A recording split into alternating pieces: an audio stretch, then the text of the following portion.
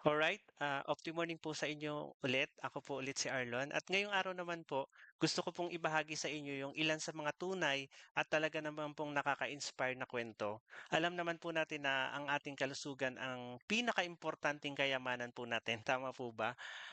At kapag ang mga seryosong kondisyon po tulad ng mga kidney stones o kaya po ay may PCOS po kayo o ano man po ang mga karamdaman nyo sa ngayon, minsan parang nakakaramdam po tayo na parang nawawalan po tayo ng pag-asa. Pero minsan, may paraan po talaga ang siyempre ang mga natural na paraan para po makatulong. Siyempre, ayan na po yung diniscuss ko sa inyo. Isa na po dyan yung ating One Opti Juice na binubuo po ng 15 in 1 superfoods. Siya po ay isang makapangyarihang kombinasyon po ng mga natural na sangkap. Siyempre, ang mga sangkap po nito ay superfoods na tumutulong po maglinis at magpagaling po ng ating katawan. At ngayong araw po, gusto ko pong ikwento sa inyo yung dalawang nakakabilib na testimonya mula po sa mga taong tunay, siyempre, na natulungan po ng One of the Juice. Una na po dyan, ayan makikita nyo po sa screen, ayan po si Ma'am Joanna. Siya po ay mula sa Antipolo. Member po siya ng aking asawa since 2020.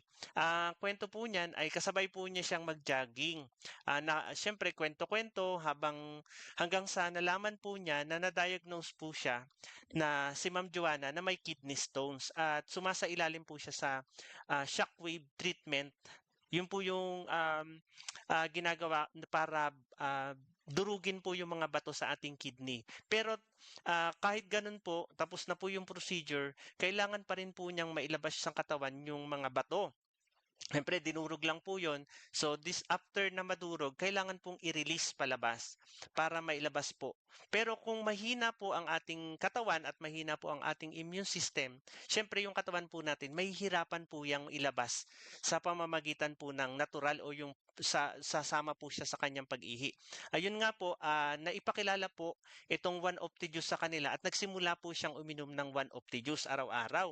At ilang araw lang po na lumipas na umiinom after niyang na umiinom po siya, napansin niya po one time habang umihi siya, unti-unti na pong lumabas yung mga kidney stones. Sumama po sa kanyang ihi. Nagulat po siya actually. Ayun po kaya agad-agad po niyang chinat yung aking misis na pinakita niya po kung ano po yung mga lumabas. At ayan po makikita niyo po, hawak-hawak po niya nasa mga sinishare po niyang videos, photo sa atin na yung mga bato na ilabas po niya, ayan po, oh, tignan niyo po kung gaano kalaki, nasa palad niya. Isang napakalaki siyempreng ginhawa po para sa kanya yan at sobrang nagpapasalamat po siya sa tulong po ng natural na produkto po katulad ng po ng ating One of the Juice. Di ba napaka-power po ng One of the Juice? Ayan po, oh. Another one, makikita niyo po dyan sa ating screen, yan po naman yung personal na kwento ng aking asawa. Siya po ay na-diagnose na may PCOS way back.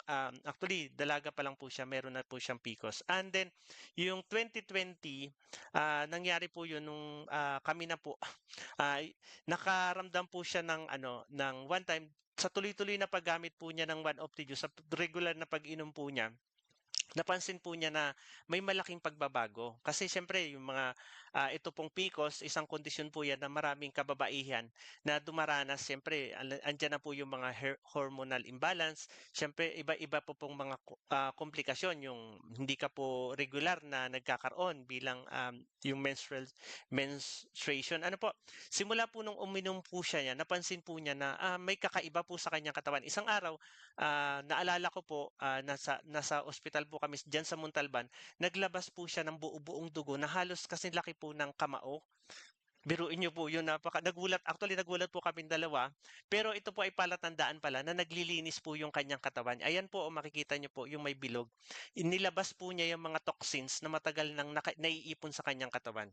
Oh, ayan po yung dalawang kwento na gusto ko pong i-share na talagang personal na nasaksihan ko po lalo diyan po sa asawa ko. Totoo po yung mga kwentong yan, totoong tao, totoong resulta at ang mga pagbabago po ay talagang nakakabilib.